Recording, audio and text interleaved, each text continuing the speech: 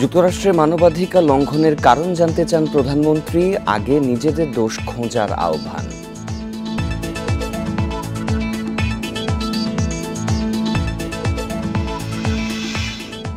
উপাচার্য ও শিক্ষকদের দ্বন্দ্বে কুমিল্লা বিশ্ববিদ্যালয় বন্ধ ঘোষণা, বিকেল 4টার মধ্যে হল ছাড়ার নির্দেশ।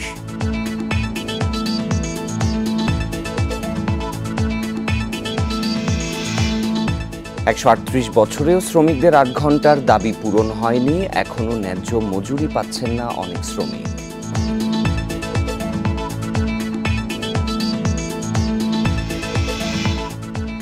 দিনভর চেষ্টার পরেও কর ফাঁকির টাকা পায়নি এনবিআর, আদালতের আদেশ থাকায় দেয়া হয়নি বলছে ব্র্যাক ব্যাংক।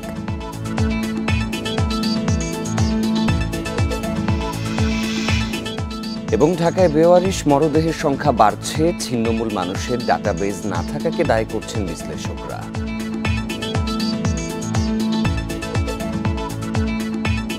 ইন্ডিপেন্ডেন্ট সংবাদে স্বাগত, সাথে আছি সাফাত বিন ফরিদ এবং আমি সঞ্চারী মজিদ তমার। শুনছিলেন শিরোনাম, চলে যাচ্ছে পুরো খবরে।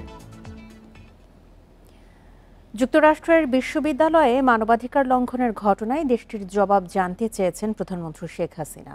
বলেন, অন্যের সমালোচনা করলেও দেশটি নিজেদের মানবাধিকারের দিকে নজর দেয় না। সরকার প্রধান আরও বলেন, সরকারকে ক্ষমতাচ্যুত করতেই অতি ডান আর অতি বামরা এক হয়েছে। টানা চতুর্থ মেয়াদে সরকার গঠনের পর মঙ্গলবার সন্ধ্যায় দ্বিতীয়বারের মতো আওয়ামী লীগের কেন্দ্রীয় কার্যনির্বাহী সংসদের সভা বসে গণভবনে। সূচনা বক্তব্যে বিভিন্ন রাজনৈতিক দলের সরকার বিরোধী কর্মকাণ্ডের সমালোচনা করেন প্রধানমন্ত্রী শেখ হাসিনা। যারা একেবারে রাজনৈতিকভাবে দেউলিয়া, এদের কিছু বক্তব্য, আর আমাদের দেশে কিছু আছে বুদ্ধি বেচিয়ে জীবিকা নির্বাহ করে যাহারা, সেই তথাকথিত বুদ্ধিজীবী, অনবরত তারা বাংলাদেশের বিরুদ্ধে গিবাদ গাচ্ছে এবং বাংলাদেশের বিরুদ্ধে অপপ্রচার চালাচ্ছে। এবং সব থেকে আশ্চর্য ব্যাপার হচ্ছে যে এদেশে অতি বাম অতি ডান সবই এখন তারা এক হয়ে গেছে। এটা কীভাবে হলো আমি জানি না। এই দুই মেরু এক হয়েও সব সারাক্ষণ শুনি আওয়ামী লীগ সরকারকে উৎখাত করতে হবে। অপরাধটা কি আমাদের? সরকার প্রধান বলেন, জিয়া এরশাদ খালেদার আমলে দেশে ভোট নিয়ে ছিনিমিনি খেলা হয়েছে। আওয়ামী লীগের সময়ের নির্বাচন নিয়ে প্রশ্ন তোলার সুযোগ নেই। যেসব দলের জন্মই হয়েছে অগণতান্ত্রিকভাবে, তারা এখন এ নিয়ে প্রশ্ন তোলে। উন্নত দেশগুলিও কিন্তু হিমশিম খাচ্ছে। বিভিন্ন দেশের মানবাধিকার নিয়ে যুক্তরাষ্ট্রের প্রতিবেদন প্রকাশের কড়া সমালোচনা করেন প্রধানমন্ত্রী।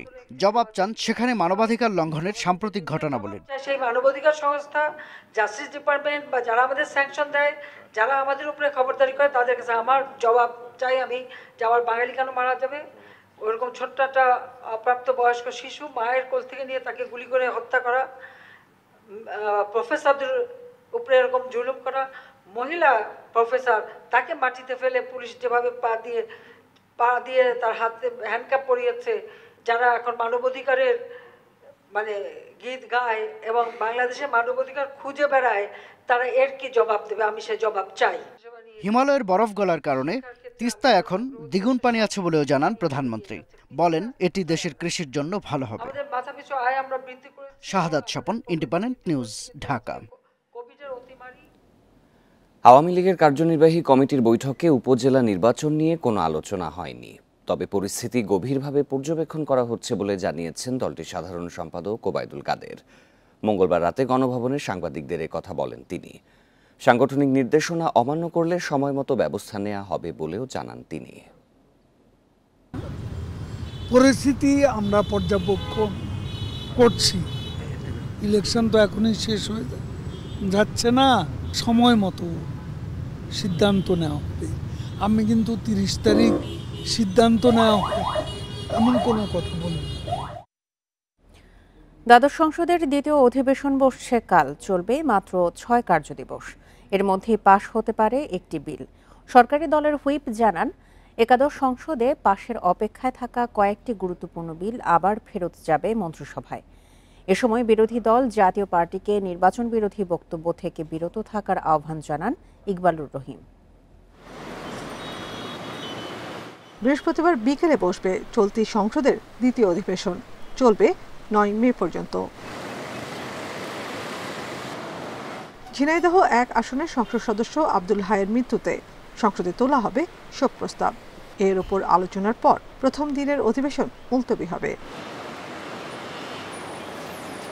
গ্রাম আদালত বিল 2024 সংসদীয় স্থানীয় সরকার সহ 4টি বিল এই অধিবেশনে পাশের জন্য উপস্থাপন করা হতে পারে। এছাড়া একাদশ সংসদের শ্রম বিল, গণমাধ্যম কর্মী ও বৈষম্য বিরোধী বিল সহ 5টি অমীমাংসিত আইনও গতি পেতে পারে।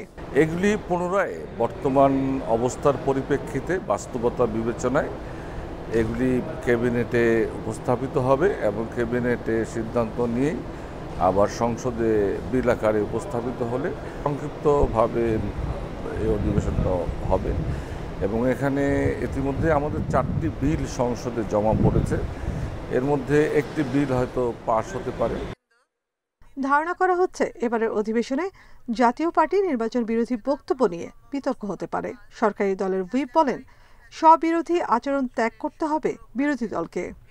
যে সব জায়গায় সমান হয় নাই, টোটাল ইলেকশন খারাপ হয়েছে বলি না, পার্টলি কোথাও খারাপ হয়েছে, পার্টলি কোথাও ভালো হয়েছে। কাজে ইলেকশন নিয়ে স্বাধীনের পরে 12টি ইলেকশন নিয়ে কিন্তু এই প্রশ্ন আছে। এটা একটা স্ববিরোধী কথা, কারণ নির্বাচন যদি সুষ্ঠু না হয় তাহলে তারা নির্বাচিত এমপি হিসাবে কিভাবে শপথ নিল এবং বিরোধী দলের আসন বসে আছেন তারা। তো নির্বাচন যদি সুষ্ঠু না হয় তাহলে তাদের তো অস্তিত্ব থাকে না। এর পরপরই জুনের প্রথম সপ্তাহে বসবে বাজেট অধিবেশন, চলবে মাসব্যাপী। বৃদ্ধি করে দেওয়া হয়। নাফিজুল্লাহ, ইন্ডিপেন্ডেন্ট নিউজ, ঢাকা। উপাচার্য শিক্ষক সমিতির দ্বন্দ্বের জেরে কুমিল্লা বিশ্ববিদ্যালয়ে অনির্দিষ্টকালের জন্য বন্ধ ঘোষণা করা হয়েছে। একই সঙ্গে আজ বিকেল 4টার মধ্যে শিক্ষার্থীদের হল ছাড়ার নির্দেশনা দেওয়া হয়েছে। বিশ্ববিদ্যালয়ের জরুরি সিন্ডিকেট সভায় এসব সিদ্ধান্ত নেওয়া হয়। কুমিল্লা বিশ্ববিদ্যালয়ের জনসংযোগ কর্মকর্তা এমদাদুল হক এসব তথ্য দেন। তিনি জানান, মঙ্গলবার বিকেলে জরুরি ভার্চুয়াল সভা করে বিশ্ববিদ্যালয় সিন্ডিকেট। সভায় পরবর্তী নির্দেশনা না দেয়া পর্যন্ত শিক্ষা কার্যক্রম এবং আবাসিক হল বন্ধের সিদ্ধান্ত নেওয়া হয়। এছাড়া চলমান পরিস্থিতি সমাধান করতে 2টি কমিটি গঠনেরও সিদ্ধান্ত নেওয়া হয়েছে।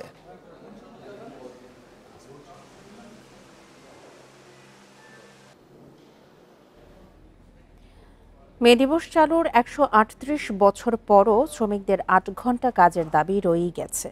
মজুরি কমের পাশাপাশি রয়েছে নিরাপত্তাহীনতার অভিযোগও। দ্রব্যমূল্যের ঊর্ধ্বগতির কারণে শ্রমিকরা এখনও রেশনে খাদ্য ও পণ্য চান। তবে গত 15 বছরে কারখানায় শ্রমিক বান্ধব পরিবেশ তৈরি হয়েছে বলে দাবি নীতি নির্ধারকদের।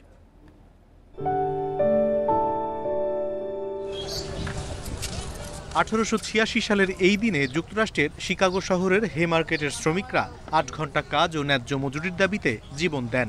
তখন থেকেই সারা বিশ্বে শ্রমজীবী মানুষের অধিকার রক্ষায় মে দিবস পালন করা হচ্ছে। কিন্তু যাদের শ্রমে ঘামে গড়ে ওঠে সভ্যতা, বাড়ে উৎপাদন, রপ্তানি, সমৃদ্ধ হয় দেশ, সেই শ্রমিকদের অধিকার নিশ্চিত হয়নি আজও। কর্মক্ষেত্রে মৃত্যু হলে আমাদের এখানে আইনে তার ক্ষতিপূরণ নির্ধারণ করা হয়েছে 2 লাখ টাকা।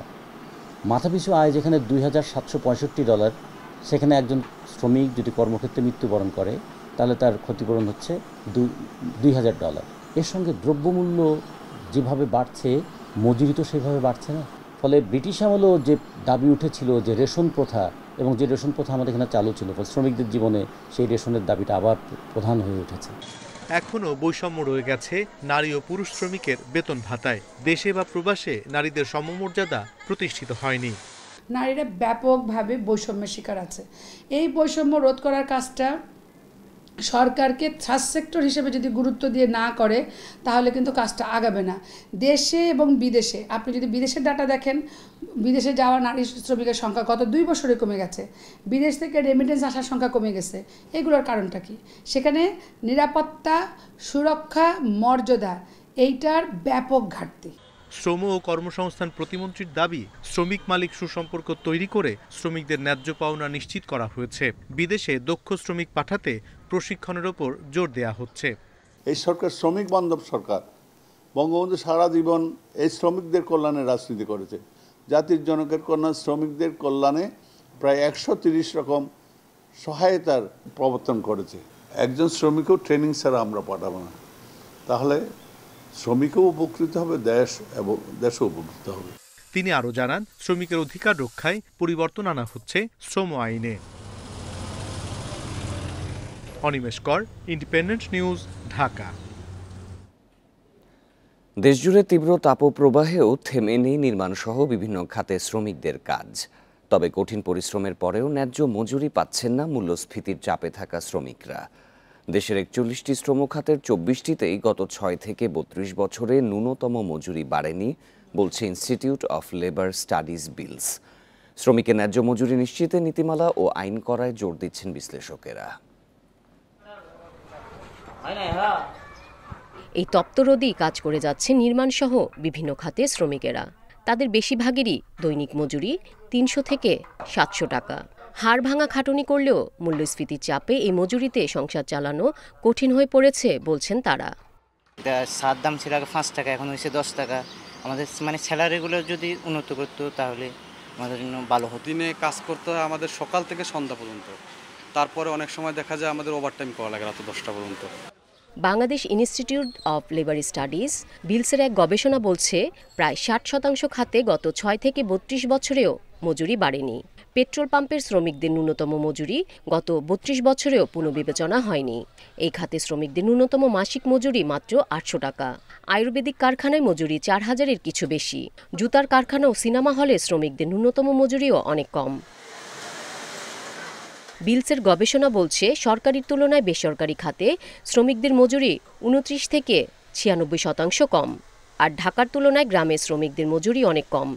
আমরা এখন যাচ্ছি এলডিসি গ্রাজুয়েশনে যাচ্ছি, আমরা উন্নয়নের এত বড় মাপকাঠি দেখাচ্ছি, আমরা পার ক্যাপিটা ইনকামের বৃদ্ধি দেখাচ্ছি, কিন্তু সেই অনুযায়ী কিন্তু মজুরি কোনোভাবেই আমাদের নির্ধারিত হয়নি।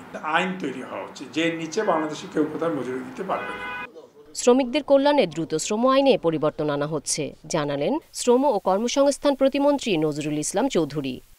আমরা আইএলও কনভেনশনে গিয়েছিলাম গত মাসে, তারা কিছু সাজেশন দিয়েছে। আমরা লেবারদের কিছু সাজেশন, মালিকদের কিছু সাজেশন, সব মিলিয়ে একটি সুন্দর শ্রম আইন ইনশাল্লাহ অচিরেই আমরা ইনশাল্লাহ জাতিকে উপহার দিতে পারব। কর্মীদের দক্ষতা বাড়াতে জেলা ও উপজেলা পর্যায়ে বিভিন্ন প্রশিক্ষণের ব্যবস্থা করা হচ্ছে, জানান শ্রম প্রতিমন্ত্রী। Irin Khatun, independent news, Dhaka. মহান মে দিবস আজ বিশ্বের শ্রমজীবী মানুষের অধিকার আদায়ের দিন। 1886 সালের এই দিনে যুক্তরাষ্ট্রের শিকাগোর হে মার্কেটের শ্রমিকরা 8 ঘন্টা কাজের দাবিতে রাস্তায় নামেন। পুলিশের গুলিতে প্রাণ হারান অনেকেই। ওই দিন তাদের আত্মদানের মধ্য দিয়ে শ্রমিক শ্রেণীর অধিকার প্রতিষ্ঠিত হয়। এবছরের থিম পরিবর্তিত জলবায়ুর মধ্যেও কর্মক্ষেত্রের নিরাপত্তা ও স্বাস্থ্য।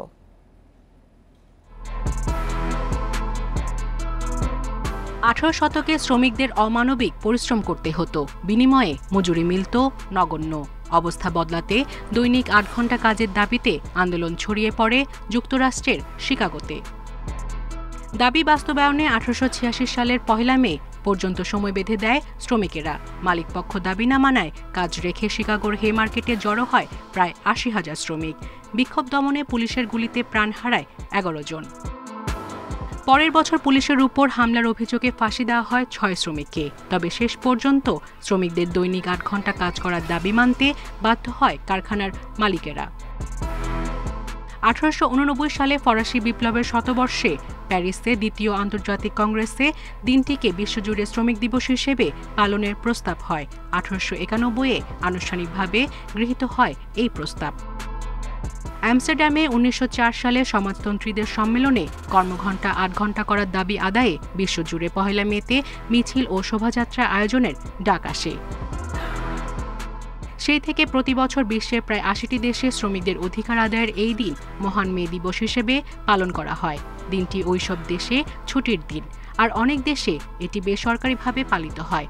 তবে যুক্তরাষ্ট্র ও কানাডায় মে দিবস পালিত হয় সেপ্টেম্বরের প্রথম সোমবারে। সায়রা খান, ইন্ডিপেন্ডেন্ট নিউজ। ডিজেল ও কেরোসিনের দাম 1 টাকা করে বাড়ানো হয়েছে। প্রতি লিটারের নতুন দাম 107 টাকা, আর 2.5 টাকা বেড়ে পেট্রোলের লিটার 124 টাকা 50 পয়সা এবং অকটেনের দাম 128 টাকা 50 পয়সা করা হয়েছে। বিশ্ববাজারের সঙ্গে সমন্বয় করে সব ধরনের জ্বালানি তেলের দাম বাড়ানো হয়েছে।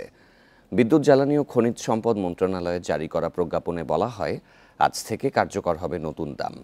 এর আগে গত 31শে মার্চ ডিজেল ও কেরোসিনের দাম কমানো হয়েছিল। ওই সময় এই দুই জ্বালানির দাম প্রায় লিটার প্রতি কমানো হয় 2 টাকা 25 পয়সা। এছাড়া বিদ্যুৎ কেন্দ্র ও ক্যাপটিভ বিদ্যুতে ব্যবহৃত গ্যাসের দাম প্রতি ঘনমিটারে 75 পয়সা বাড়ানো হয়েছে। এদিকে দেশের ইতিহাসে সর্বোচ্চ 16,477 মেগাওয়াট বিদ্যুৎ উৎপাদনের রেকর্ড হয়েছে।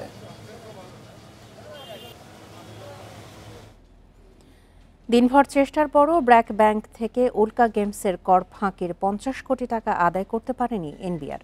ব্যাংক কর্তৃপক্ষের এমন আচরণ শাস্তিযোগ্য অপরাধ বলে জানিয়েছেন কর্মকর্তারা। তবে ব্র্যাক ব্যাংক জানিয়েছে, আদালতের আদেশ থাকায় টাকা দেওয়া হয়নি।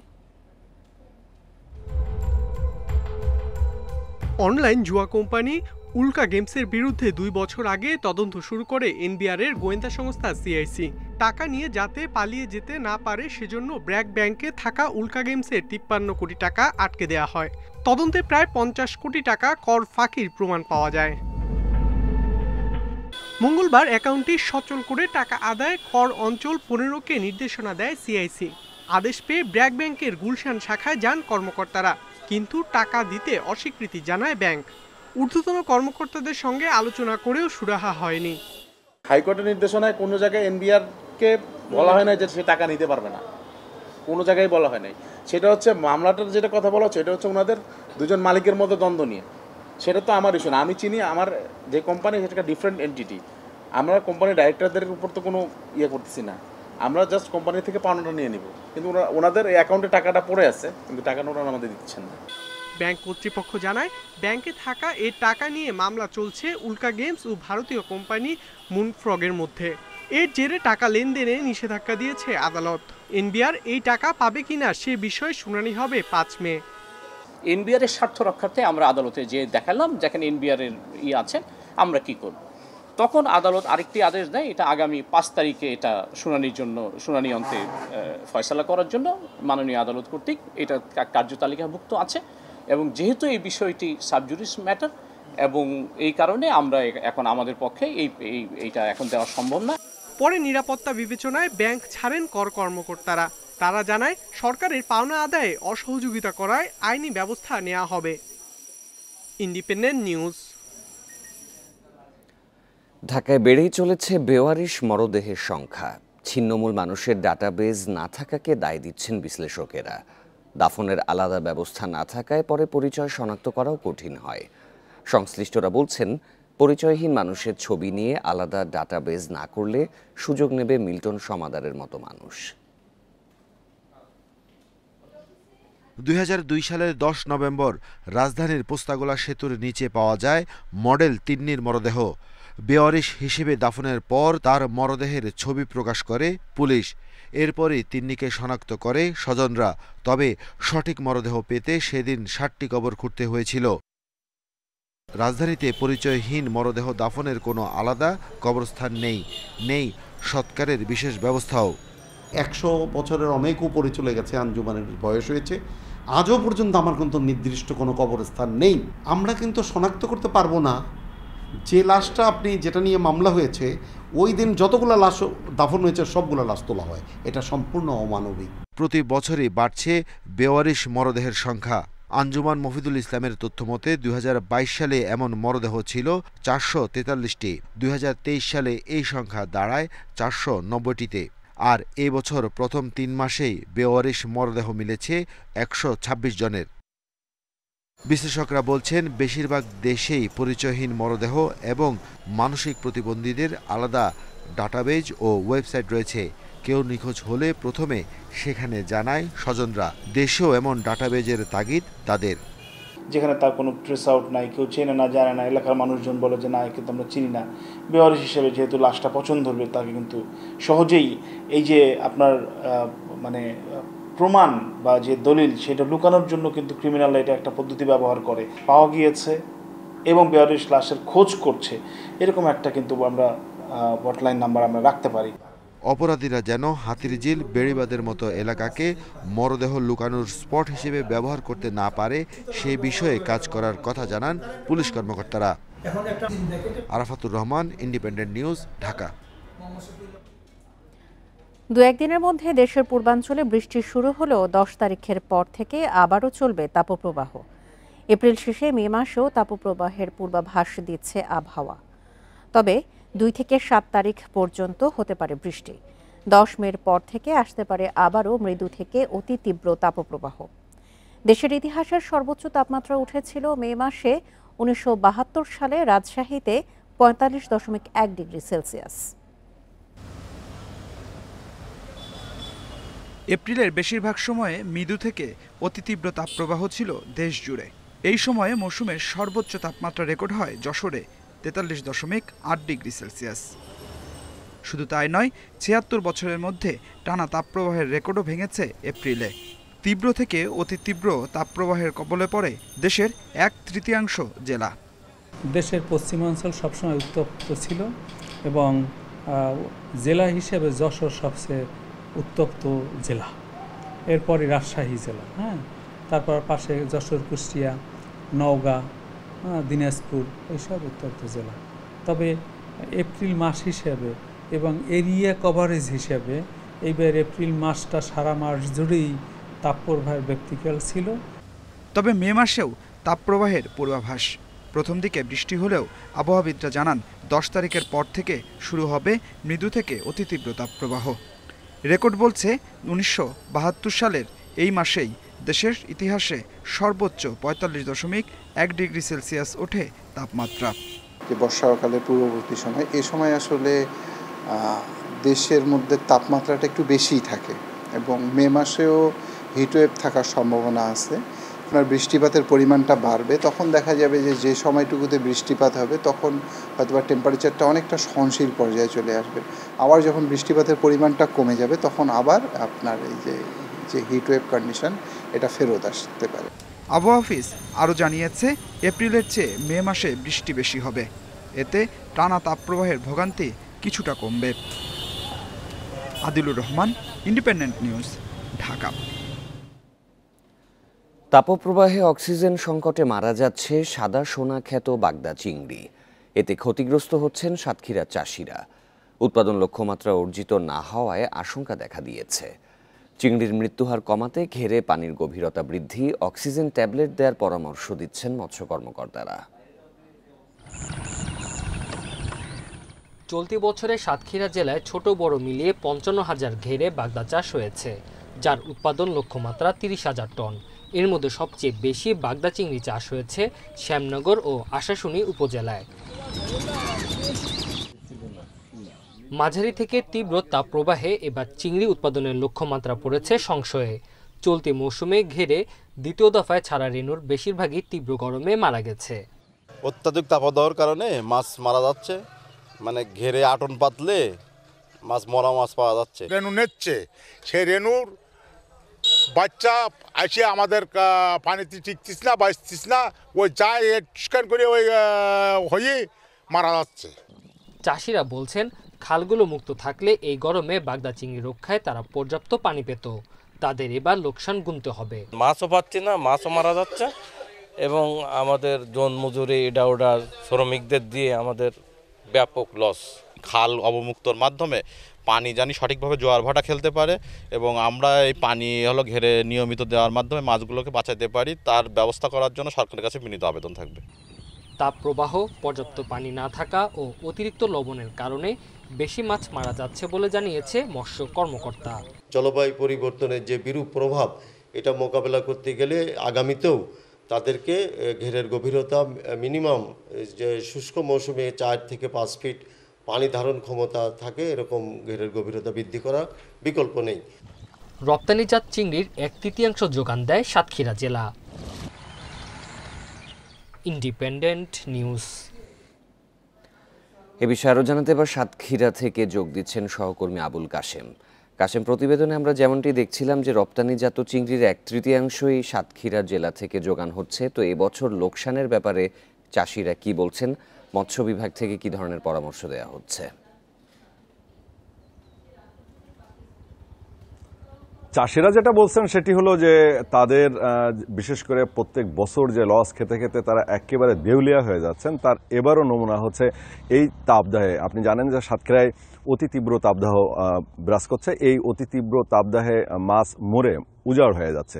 তো বিশেষ করে এই ব্যাপারে আসলে চাষিদের সবচেয়ে বড় যে পরামর্শটা মৎস্য বিভাগ দিয়েছে সেটি হলো আপনি রিপোর্টে যেটি দেখিয়েছেন যে পানির গভীরতা বৃদ্ধি করা এবং 4 থেকে 5 ফিট পানি ঘেরে রাখার পরামর্শ মৎস্য বিভাগ দিলেও সাতক্ষীরার বাস্তবতা এটা সম্ভব না। কারণ হচ্ছে সেটিও আপনি রিপোর্টে দেখিয়েছেন যে চাষিরা বলছেন যে নদ নদীগুলো আসলে ইন্টার কানেক্টেড না, পরিকল্পিতভাবে এই খাল বলেন, নদী বলেন, নদ বলেন, এগুলো খনন করা হয়নি।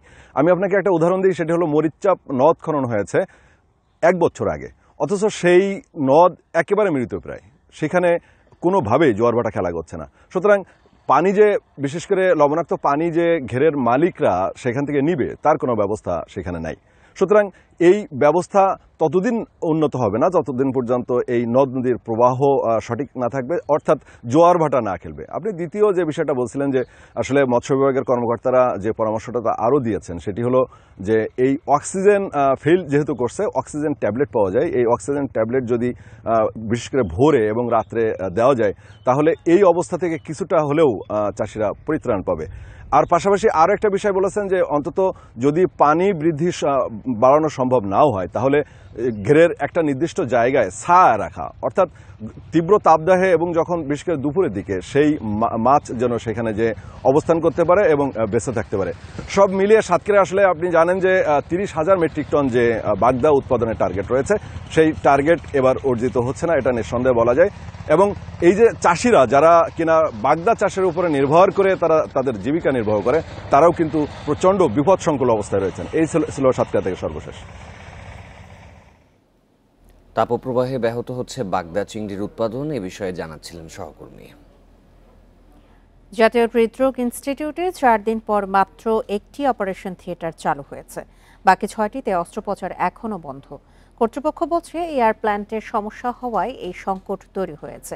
বৃহস্পতিবারের মধ্যে সবগুলো ওটি চালু হবে বলে জানান হাসপাতালের পরিচালক। জাতীয় হৃদরোগ ইনস্টিটিউটে ভর্তি প্রায় 1400 রোগী। ছোট বড় মিলিয়ে এখানে অপারেশন থিয়েটার আছে 7টি। প্রতিদিন অস্ত্রোপচার হয় 40 থেকে 50টি। শনিবার একসঙ্গে অচল হয়ে পড়ে সব কটি অপারেশন থিয়েটার।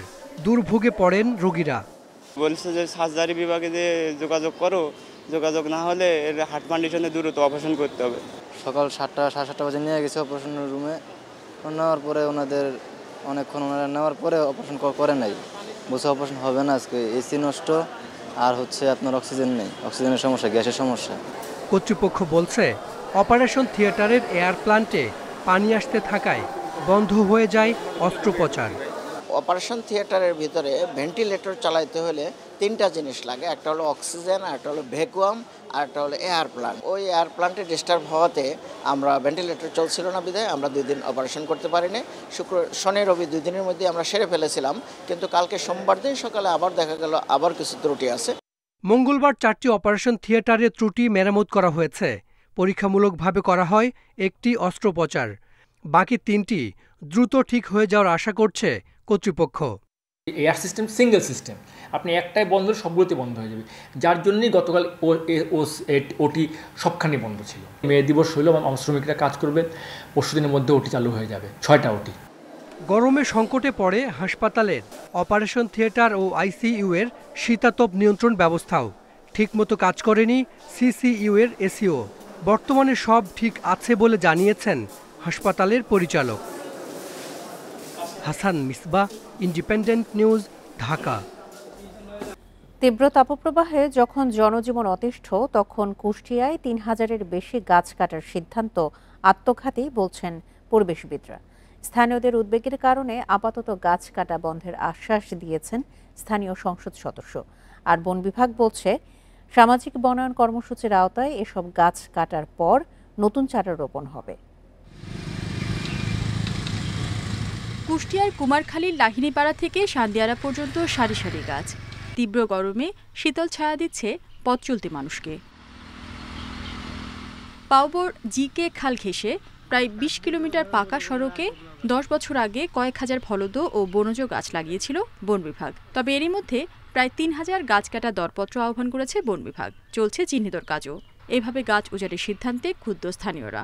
এখন গাছগুলো থাকলে আমরা ছায়ায় চলতে পারছি, তারপরে গরমের উত্তপ্ত রোদ থেকে বাঁচতে পারছি। এখানে একটু রেস্ট করে, একটু ঠান্ডা আবহাওয়া থাকে, এই জন্য আর কি গাছগুলো থাকলে ভালো হয়। কৃষি প্রধান দেশ, কৃষকেরাও গাছের ছায়ায় অনেকটা সময় বিশ্রাম করে থাকে। তো সেই ক্ষেত্রে আমরা চাই না যে গাছগুলো এই সময়ে কাটা হোক। তীব্র তাপপ্রবাহের মাঝে গাছ কাটার সিদ্ধান্ত আত্মঘাতী বলছেন পরিবেশবিদরা। তো পশু পাখি আমরা দেখেছি যে জায়গা না পেয়ে এখানে আশ্রয় নিত, গাছগুলো কেটে ফেললে তো তারা আশ্রয়হীন হবে। আমরা হব কি প্রশান্তির জায়গা থেকে, সৌন্দর্যের জায়গা থেকে মানুষ বঞ্চিত হবে। বন বিভাগ বলছে সামাজিক বনায়ন কর্মসূচির আওতায় সমিতির মাধ্যমে লাগানো গাছ কেটে নতুন গাছ রোপণ করা হবে। পরে একটা রোটেশন থাকে নিম্নে 10 বছর। 10 বছরে আমরা এবারে পুনরায় ফেলিং করি। ফেলিং করার পরে যার একটা হিস্সা অনুযায়ী বা চুক্তি অনুযায়ী তার কি পাওনা বুঝে দেয় এবং পুনরায় এক্ষেত্রে বনায়ন করা হয়। এদিকে প্রতিবাদের মুখে আপাতত গাছ না কাটার আশ্বাস স্থানীয় সংসদ সদস্যের।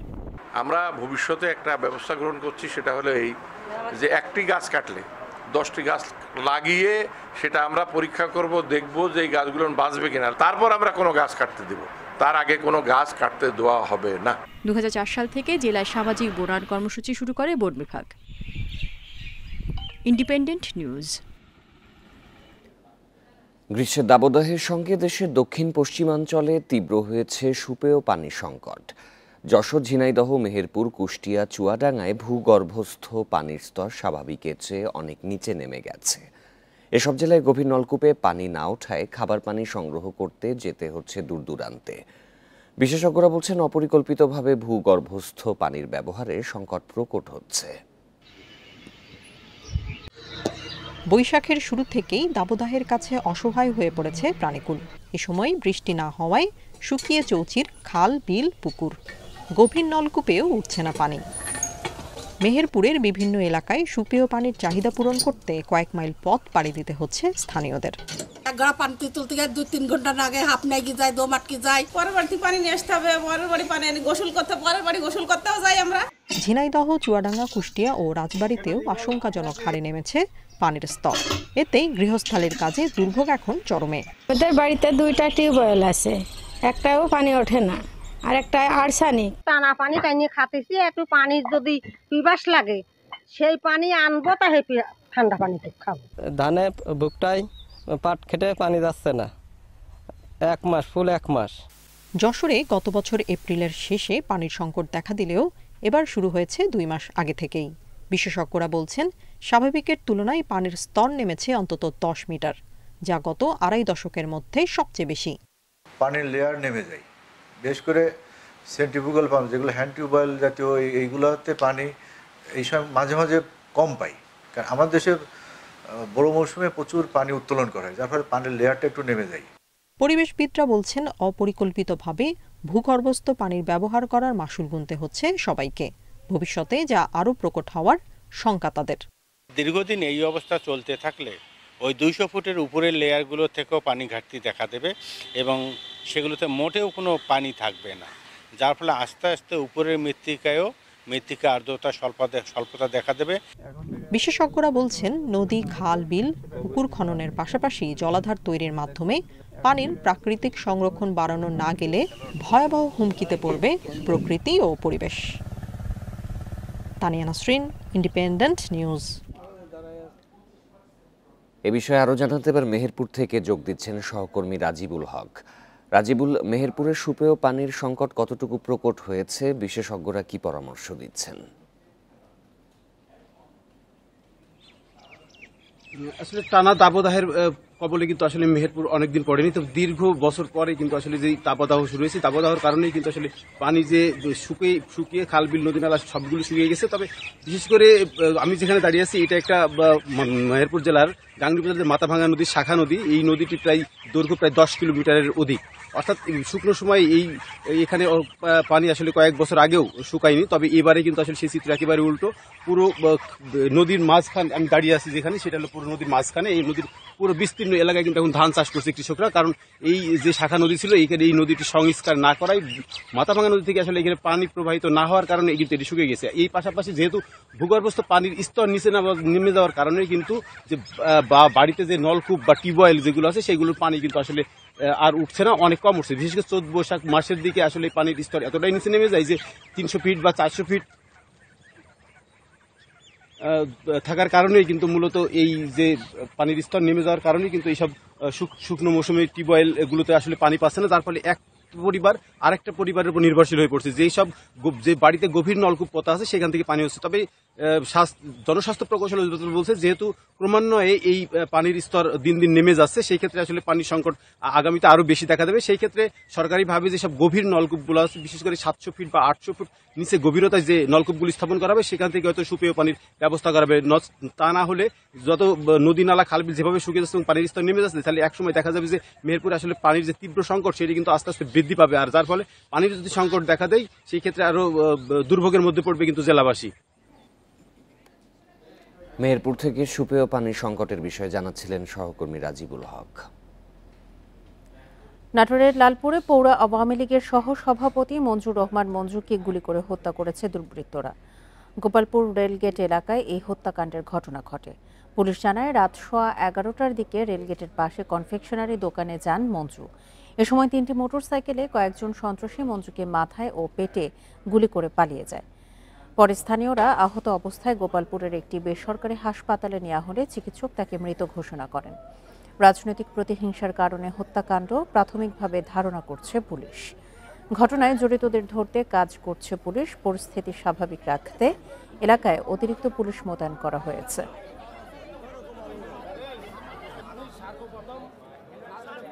খাগড়াছড়িতে আগুনে পুড়েছে 29টি দোকানপাট। মঙ্গলবার রাত 11:30টার দিকে শান্তিনগর এলাকার তালুকদার মার্কেটে এই ঘটনা ঘটে। স্থানীয়রা জানায় রাতে হঠাৎ মার্কেটে আগুন দেখতে পান তারা। আগুন লাগার খবর পেয়ে ফায়ার সার্ভিসের 5টি ইউনিট ঘটনাস্থলে পৌঁছে নিয়ন্ত্রণে আনার চেষ্টা করে। তাদের পৌনে 2 ঘন্টার চেষ্টায় আগুন নিয়ন্ত্রণে আসে। পানি সংকটে আগুন নিয়ন্ত্রণে আনতে বেগ পেতে হয়েছে ফায়ার সার্ভিস কর্মীদের। কাঠের দোকান থেকে আগুন লাগতে পারে বলে প্রাথমিকভাবে ধারণা করা হচ্ছে, তবে আগুনের কারণ ও ক্ষতি সম্পর্কে জানা যায়নি।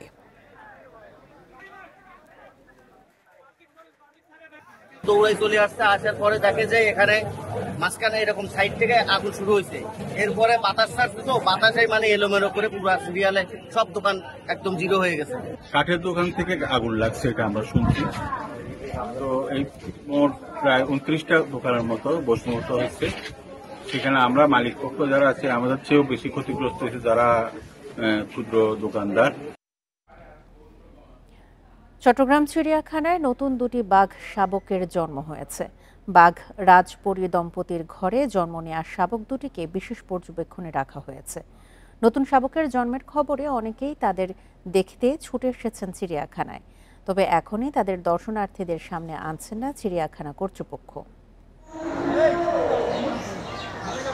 সম্প্রতি বাঘ রাজ ও বাঘিনী পরীর ঘর আলো করে তাদের সংসারে আসে নতুন 3 অতিথি। এদের মধ্যে একটি শাবক মারা যাওয়ায় চট্টগ্রাম চিড়িয়াখানায় এখন বাঘের সংখ্যা 19টি। বাঘ শাবকের জন্মের খবরে অনেকেই ছুটে গেছেন চিড়িয়াখানায়, তবে এখনই শাবকদের দেখতে দেয়া হচ্ছে না দর্শনার্থীদের। তাই খবর শুনেই খুশি থাকতে হচ্ছে তাদের। ওইগুলো আসার পর যখন বাচ্চা দিছে, তারপর আমাদের এখানে এখন জীবজন্তু আসছে। চট্টগ্রামের মানুষ এখন দিক দিগন্ত থেকে ছুটে আসতেছে দেখার জন্য। ফ্যামিলিকে নিয়ে সবার সাথে খুব ভালো লাগতেছে চট্টগ্রামে। আর মোটামুটি এখন পরিবেশটা অনেক সুন্দর হয়েছে চট্টগ্রাম চিড়িয়াখানা। জন্মের পর 2 শাবককে রাখা হয়েছে বিশেষ খাঁচায়। পর্যবেক্ষণ করা হচ্ছে মা বাঘিনীর আচরণ। সন্তানদের সঙ্গে বিরূপ আচরণ করলে পরিস্থিতি বুঝে ব্যবস্থা নেওয়ার কথা জানিয়েছে চিড়িয়াখানা কর্তৃপক্ষ। বাচ্চা হয়েছিল 3টা, একটা আমরা মৃত অবস্থা পাইছি, আর 2টা বাচ্চা আছে মেয়ে, এখন পর্যন্ত ভালো আছে। আর 1 মাস পরে আমরা দর্শনার্থীদের জন্য উন্মুক্ত করতে পারবো। আমরা সিসিটিভির মাধ্যমেই দেখছি, ক্যামেরার মাধ্যমেই ঠিকমতো দুধ পান করছে কিনা আর কি। আর এক্ষেত্রে মা বাঘিনী পরি তার শারীরিক এবং তার পুষ্টিগত দিকটাও বিবেচনা করে আমরা তার খাবার আহার বাড়িয়ে দিয়েছি। চট্টগ্রাম চিড়িয়াখানায় 19টি বাঘের মধ্যে 13টি মেয়ে, 6টি পুরুষ। আর এই বাঘগুলোর মধ্যে রয়েছে 5টি বিরল সাদা বাঘ। Ahsan Riton, independent news, Chattogram. আর এই ছিল এখনকার মতো ইন্ডিপেন্ডেন্ট সংবাদ। আরও বিস্তারিত জানতে চোখ রাখুন ফেসবুক, ইউটিউব এবং এক্সে। ধন্যবাদ সবাইকে।